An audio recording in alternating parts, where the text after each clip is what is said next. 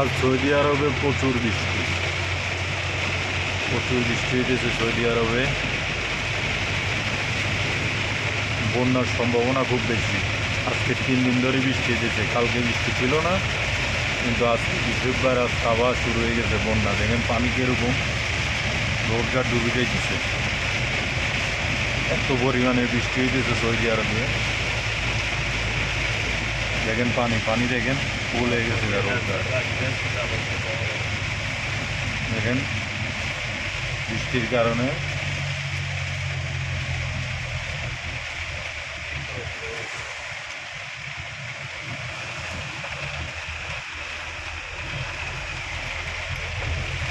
এরকম আগে কখনো হয় নাই, এখন প্রতিদিনই বৃষ্টি হয়।